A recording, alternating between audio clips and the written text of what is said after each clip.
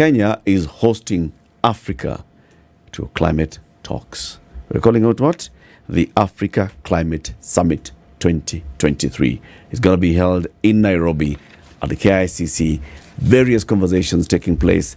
Kenya is taking the front row and a leading position on the Africa Climate Talks.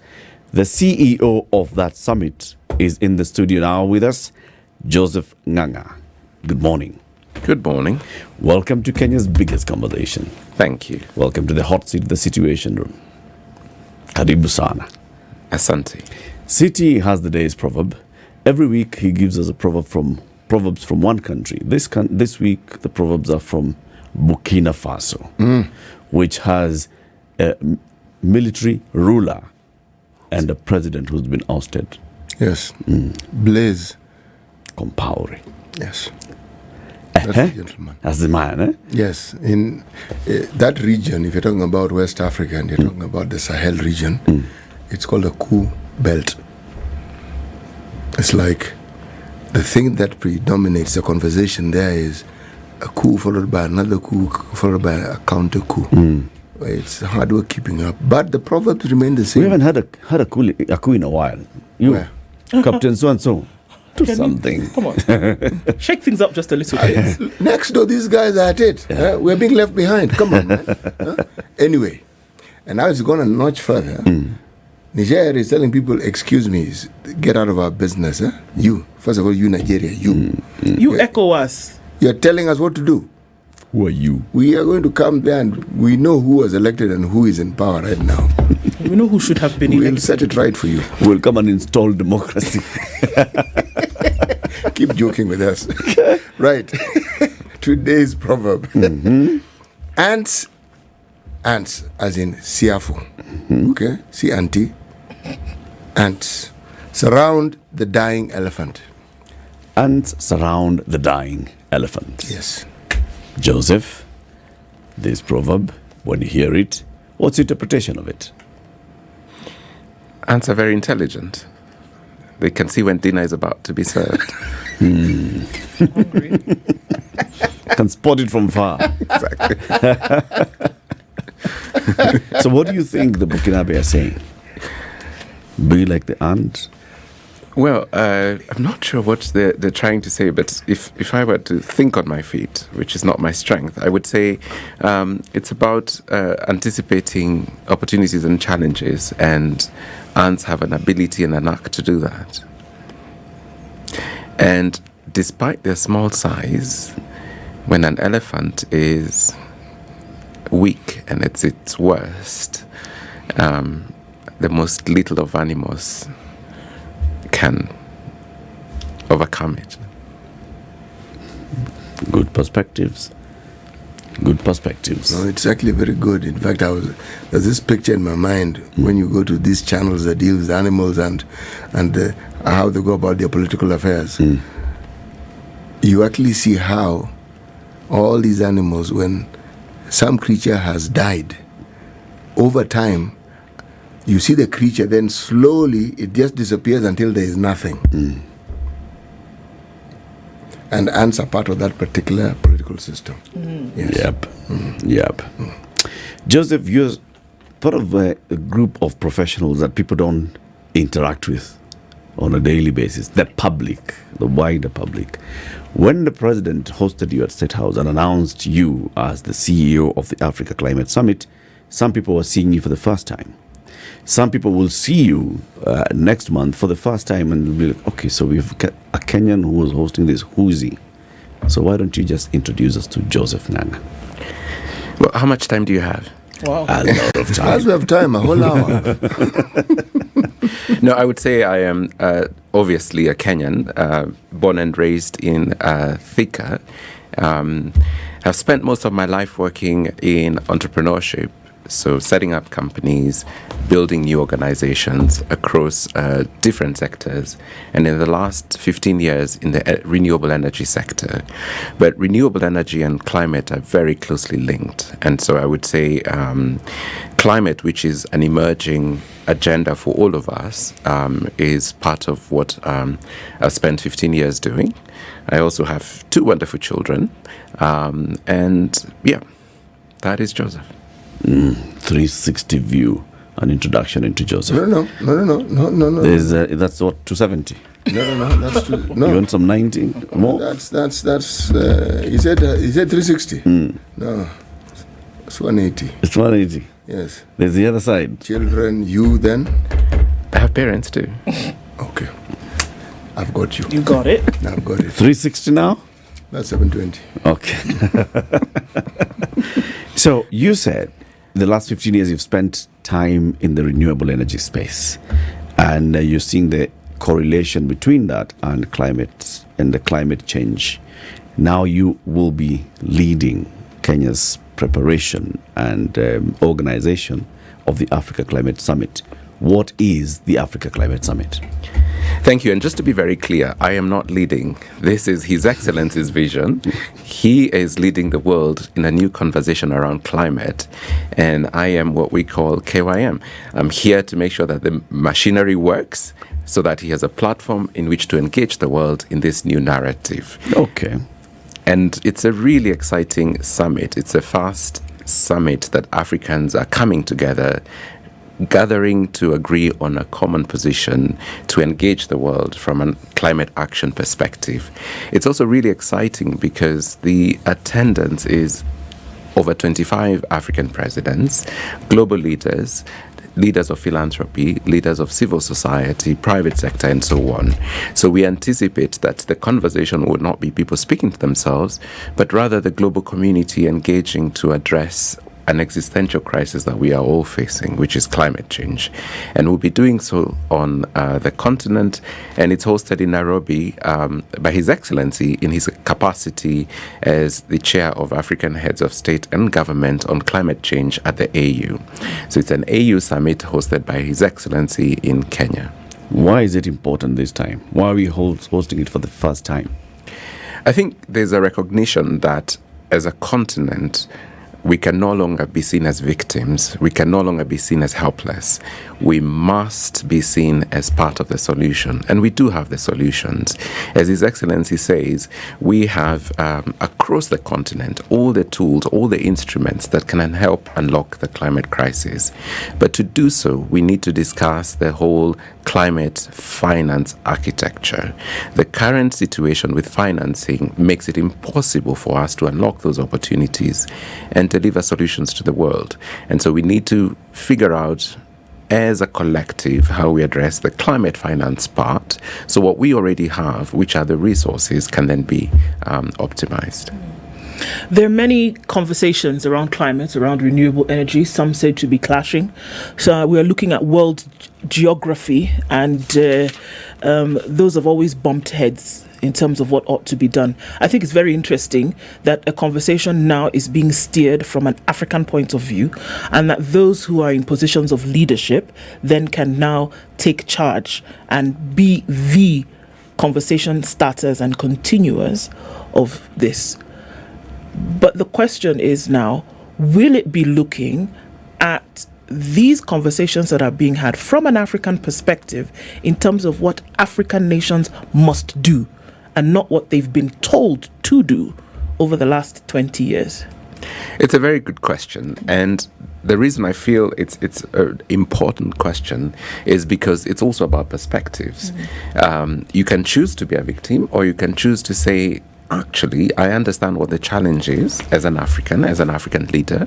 I know what I can contribute, and these are the things I need from my colleagues globally to be able to make my contribution. And I think by having this conversation in Africa, led by African governments, ensures that that is what is coming across. You will see throughout the summit, and I hope you're attending, you will see throughout the summit. We need to be invited.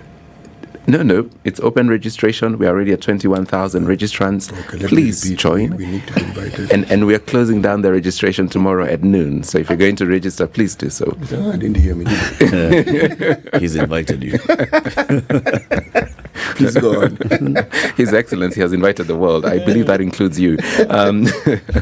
So from that perspective, it's Africans saying, yes, others have polluted in the past. They must help address the challenges we are facing because we didn't cause that pollution, and therefore the impacts on climate must be compensated by those who have done the pollution. But that is not enough, because going forward, unless we work collectively, even with the expected compensation in terms of loss and damage, in terms of the $100 billion committed annually, in terms of the 0.7% of development finance being committed, it's hardly enough. It gets us a few $100 billion. But what we need are over $3 trillion annually from 2030 to mitigate the impacts of climate change. So yes, let's have those who have polluted, compensate those who are suffering the worst of it. But in addition to that, let us work collectively to unlock what is needed, which is a substantially larger amount of resources. Sure. There's also the conversation about the development of African nations and how that plays vis-a-vis the need to protect the environment and to mitigate the dangers of climate change. Where does this all fall? Because largely those countries rest and are domiciled in Africa. Yes. There's the need for development. There's also the need to protect the environment. Where will this conversation play here? Clearly, you've done your homework. It's very, very important that we address the development part of our continent. We have, for example, over 600 million Africans who don't have access to electricity. We have education needs. We have infrastructure needs. We are the youngest continent in the world. Those young people need jobs. The development agenda is crucial. And we are very excited because as part of the summit, we will have discussions around that. The MDB reform, the DFIs and their reforms, the global financial architecture and their reforms are crucial to ensuring that we are providing the right kind of development finance to unlock development opportunities on the continent.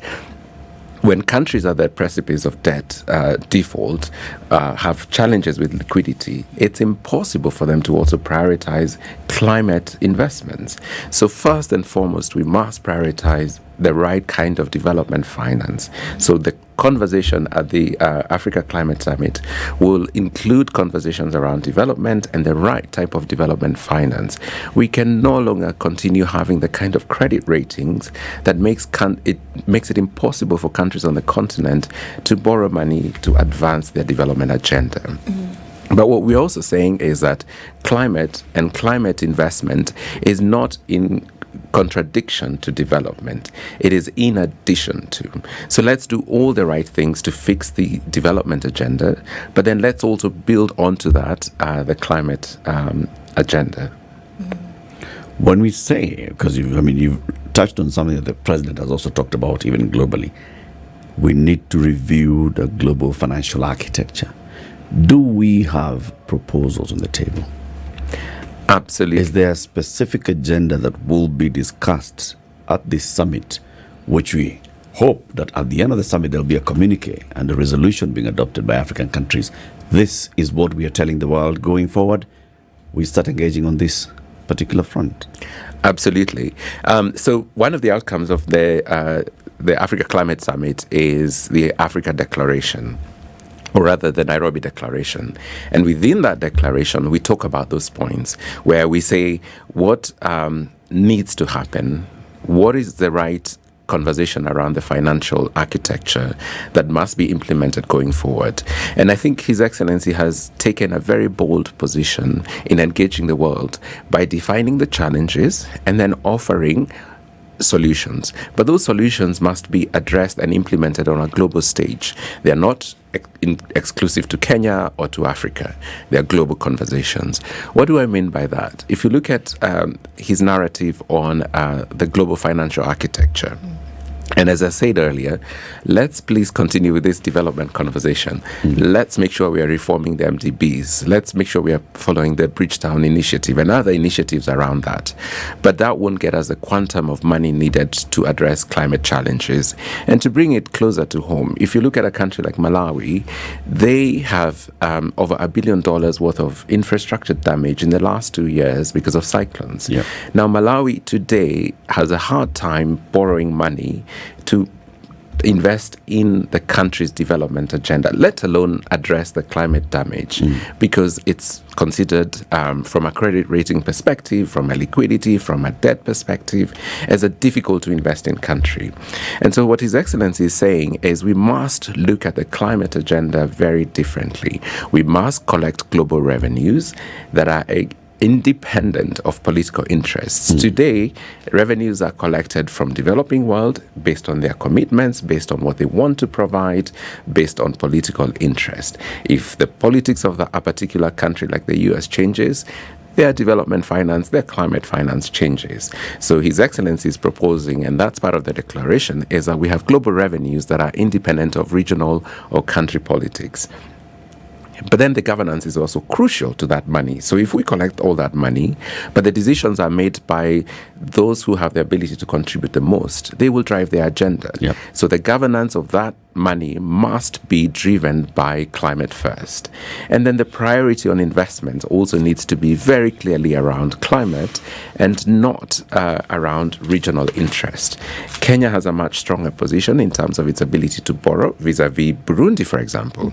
So we must not have Kenya borrowing based on what Kenya wants to do. For this pot of money, that must be driven by where do we get the highest climate impact for those global revenues. And so we expect that as part of the declaration.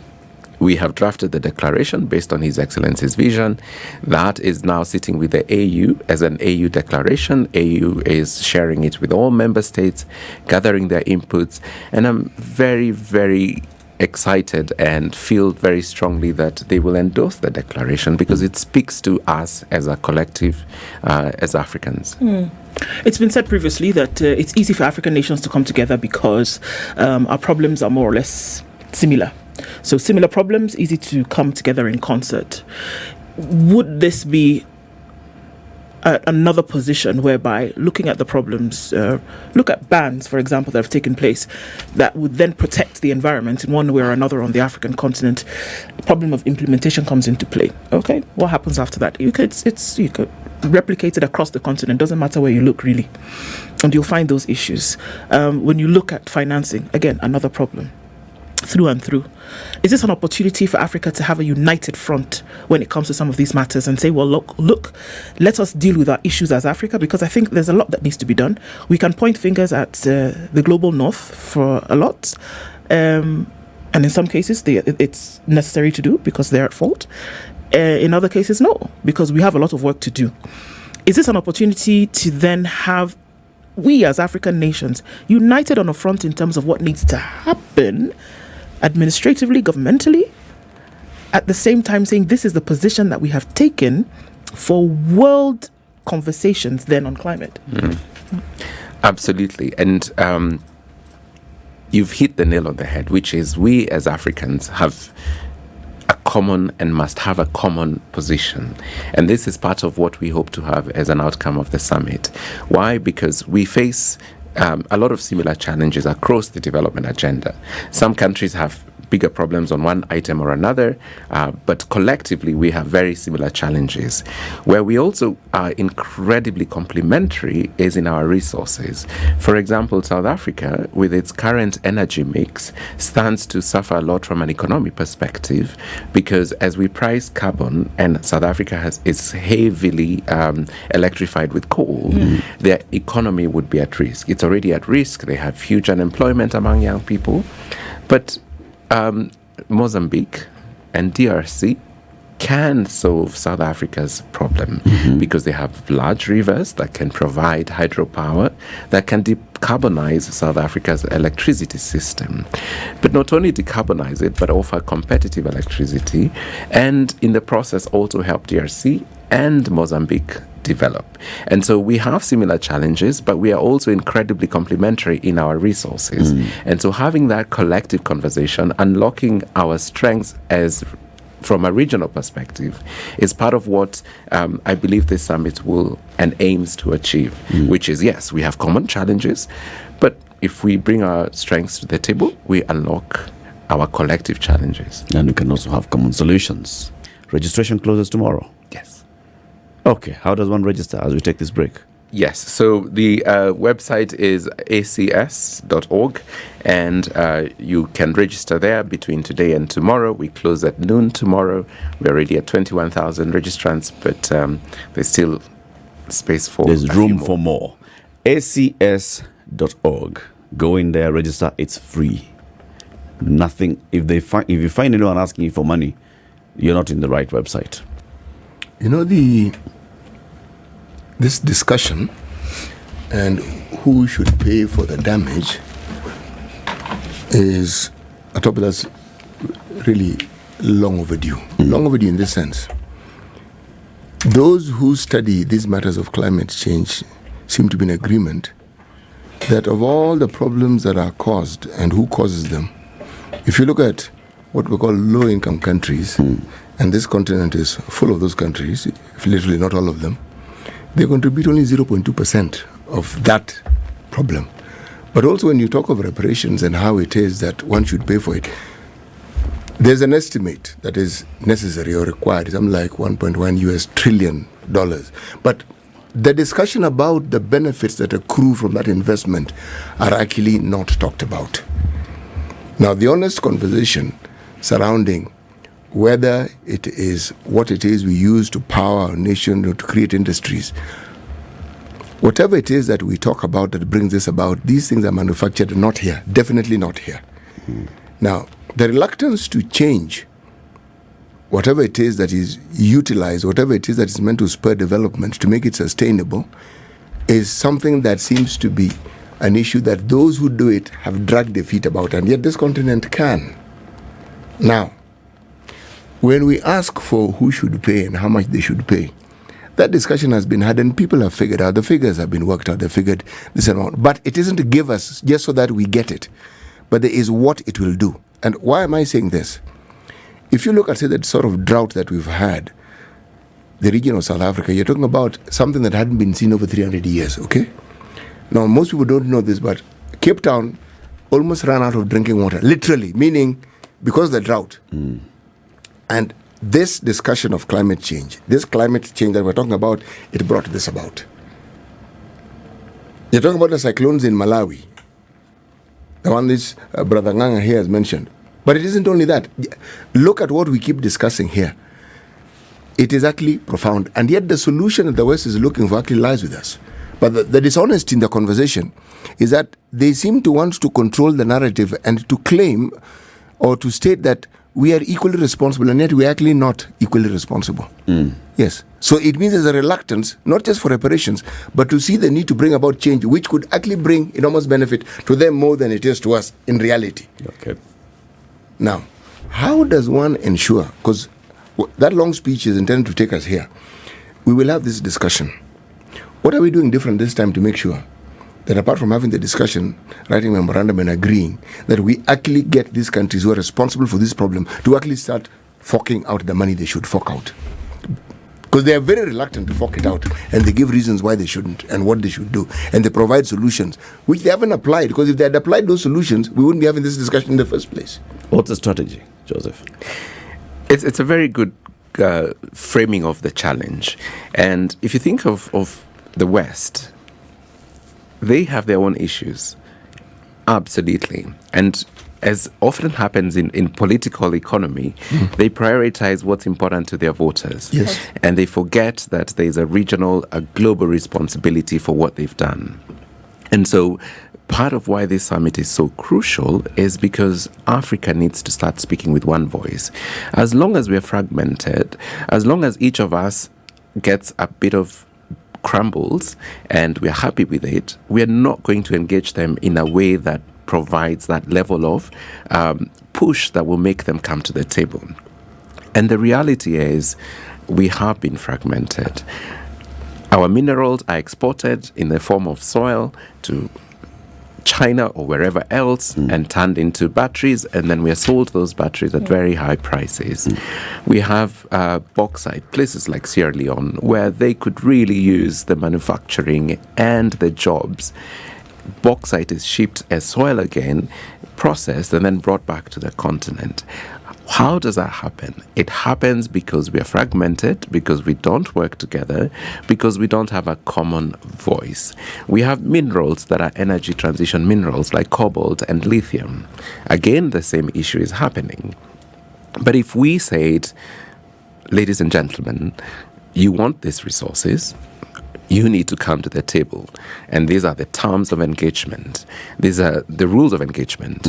If you don't engage us in this way, if you don't cover your responsibilities, if you don't invest in manufacturing in our part of the world, you're not getting these resources. It is why this summit is so important, because Africans must work together. I mean, look at the European Union. They make decisions as a collective, and we, for example, are going to have a real challenge with what they call CBAM, Carbon Border Adjustment Mechanism, which says that if you bring any product to the EU that has a certain carbon footprint, you will have such a huge tax on it that you will not be competitive, which means a lot of our exports from the continent won't have a market. Why are they able to do that? Because they're working as a collective. We need to do the same, and we can. We have very intelligent people on this continent. We have similar problems, as we said. We have the resources that can unlock the world challenge. When we work as a collective, that's how we can address that. And if we do that, then we can push them on this issue of compensation, loss and damage, in a way that actually can move the needle. If Kenya, for His Excellency's, for all his leadership and visibility and strength, if he works by himself, he'll only get so far. $3 trillion per year is what we'll be needing as a continent from 2030. Globally. It's globally. Yes. From 2030. Yes. Who'll be paying this? Where will this money be coming from? What's the vision? So, and we go back to His Excellency's narrative, which is what we have today towards climate finance is hardly enough. To get to those levels of financing, we must gather revenues from a global perspective. Where will that money come from? Things like maritime tax. Shipping is one of the largest emitters globally. We need ships all over the world, and we will continue to need them, but they need to pay a price for that pollution so that that price can go towards addressing climate change. Aviation tax is another. We need to tax aviation because it's a huge emitter as well. Fossil fuels at source. Why at source? So that you don't have the political issue where one country might say, if I tax if I apply additional taxes to my fuel in my country, I make my economy less competitive globally. But if you tax them at source, then all of us have an even playing ground. So those are the kinds of revenues that are independent of regional political interests, that are independent of local politics, that are driven by a common agenda, and are sourced from industries and sectors that by definition are huge polluters. Joseph, even as we look at, let's come together in Africa, Ubuntu, and talk and get one voice, there are still fears that the West and other parts of the world that are outside Africa are involved and are influencing conversations that are going to be taking place next month. How do you allay those fears? I have had those fears. We've seen them on social media. We've seen them on television. And I can, without the slightest doubt, very clearly state that the narrative of this summit is driven by His Excellency the President of Kenya in his capacity as chair of the African Heads of State and Government on climate change at the AU. Okay. But when you prepare when you have an event in your home, and you're having guests coming over, you have neighbors. Some of them make the best pilau. Some of them make the best chapati. And so you invite them to help you prepare so that your guests have a good experience. So what His Excellency has done is invite people who have areas of expertise to strengthen the narrative. Remember, this is a global conversation. Okay. You must be credible with your data. The numbers I've thrown out cannot be cooked in some small corner somewhere. They must be credible, they must be global, and they're experts across all these topics.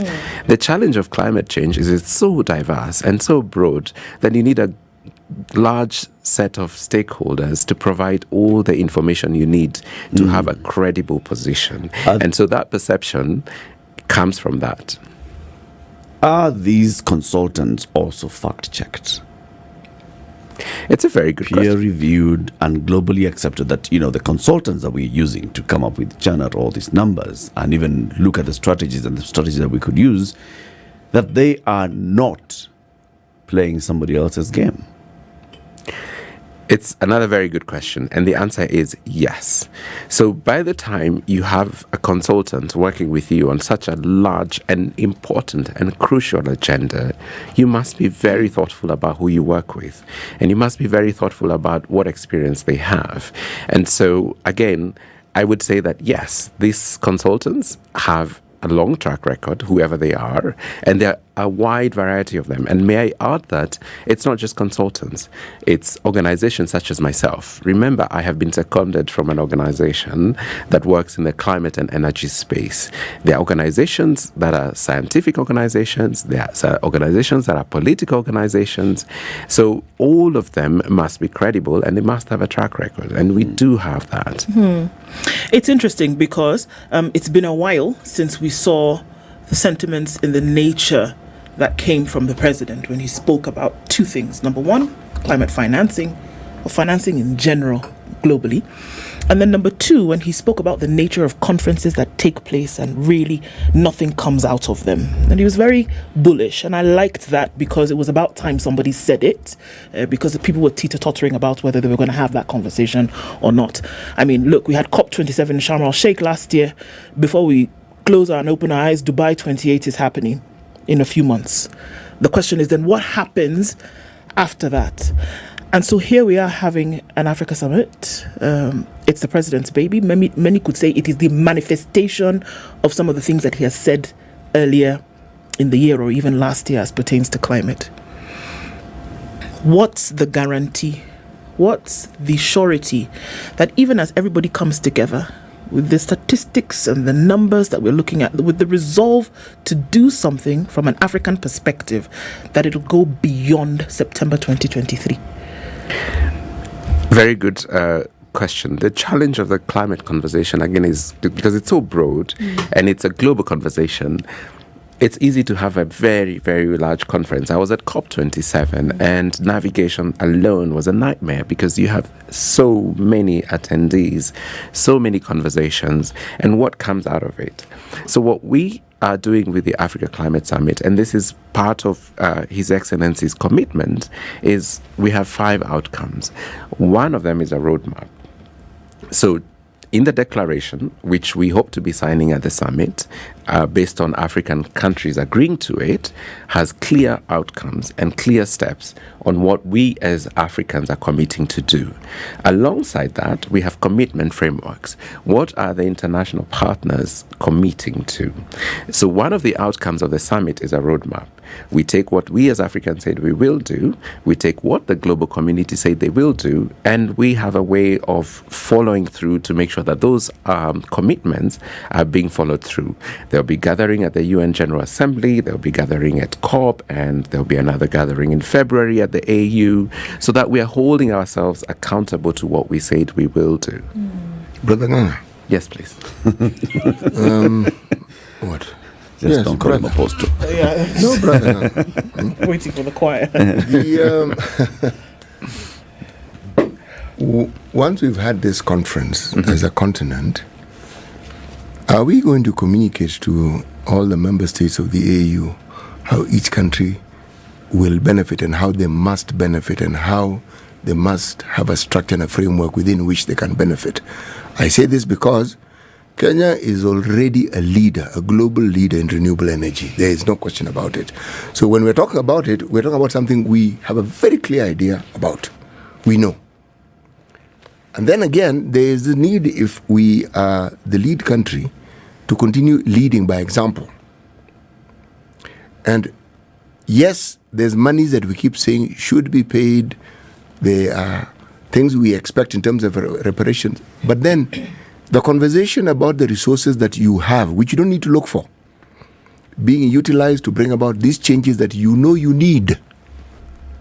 Because if they refuse to pay, the changes are still needed. What then do we do?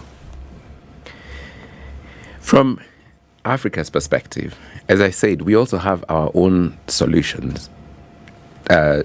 DRC and Mozambique, for example, can help South Africa decarbonize. But if we start from where you rightly state, which is that Kenya has over 90% renewable energy, and we look at what does that mean really, within that context, we're importing fossil fuel in terms of diesel, petrol, kerosene, and so on at around $600 million every month. If we went to electric vehicles, if we use our geothermal power, if we use our wind power that we already have, and we move to electric vehicles, we save ourselves a substantial amount of importation. And that's money that goes out of the door and doesn't come back. The foreign exchange rate alone is a huge impact on our economy. So we as a country, by taking those efforts, those steps, can actually start unlocking some of the challenges we face. I was mentioning the other day that someone was telling me they bought a Nissan Leaf, which is an electric vehicle, for about 1.2 million. Part of the challenge of Kenya is, of course, that we buy second-hand vehicles.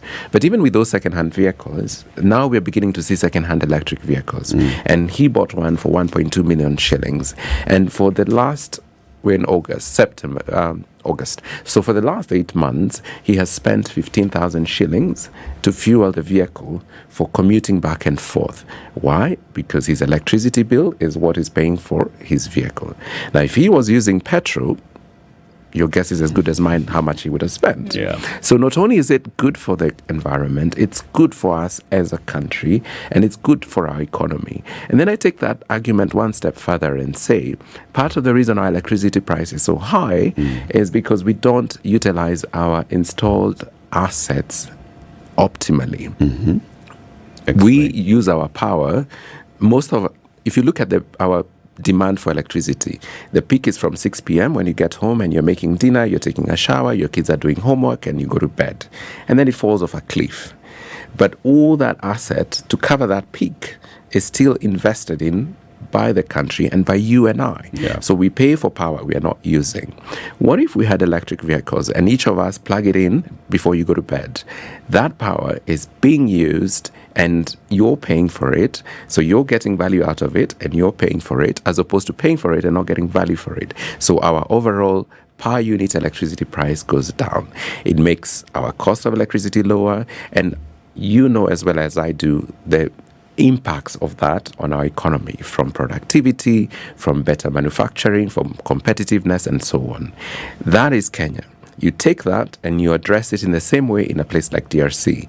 I could go on, but each country, by taking the right policy incentives, by making adjustments, can actually start leveraging their own assets to address climate change and development at the same time.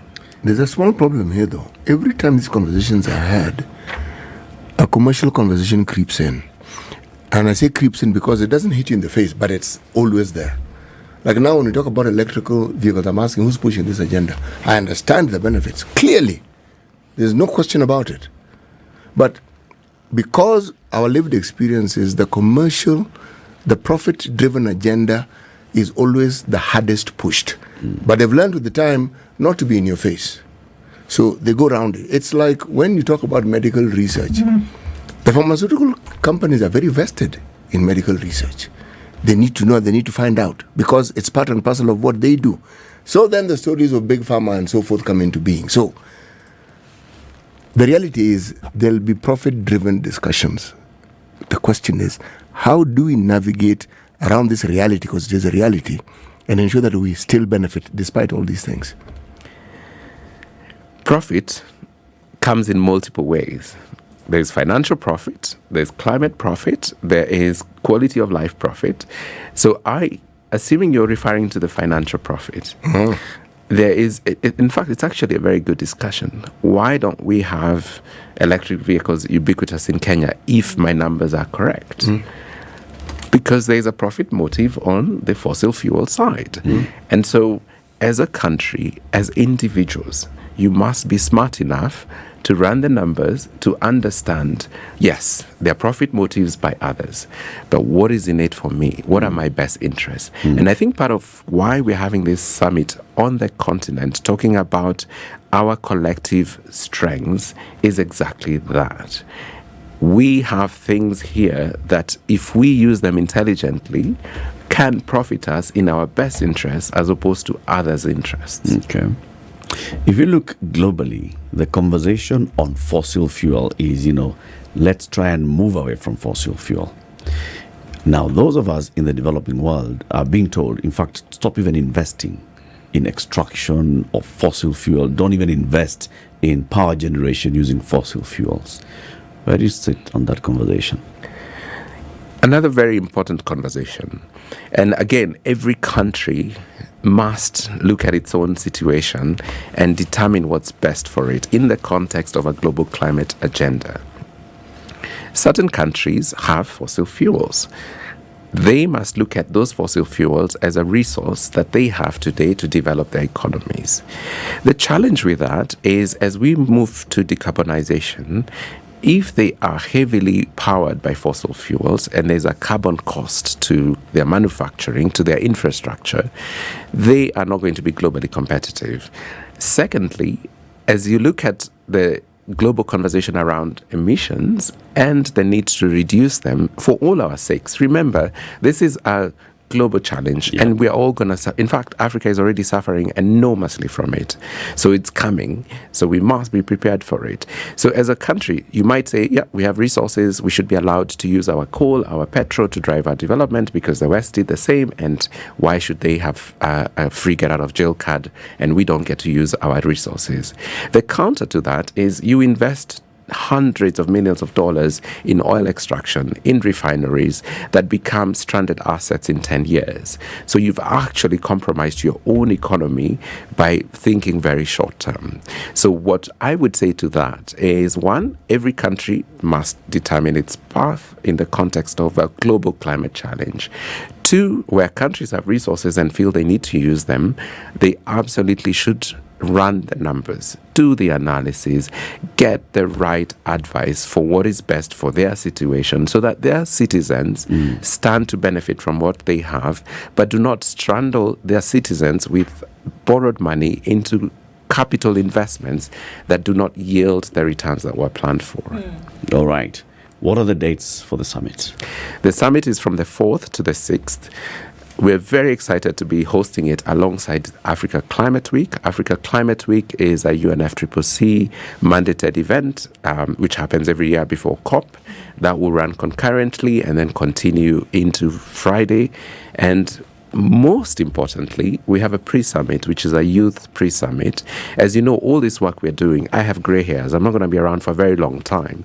But the young people and their children and grandchildren stand to suffer the most, but also have the greatest opportunity if we turn this crisis into an opportunity. So the pre-summit is from the 1st to the 3rd. Okay.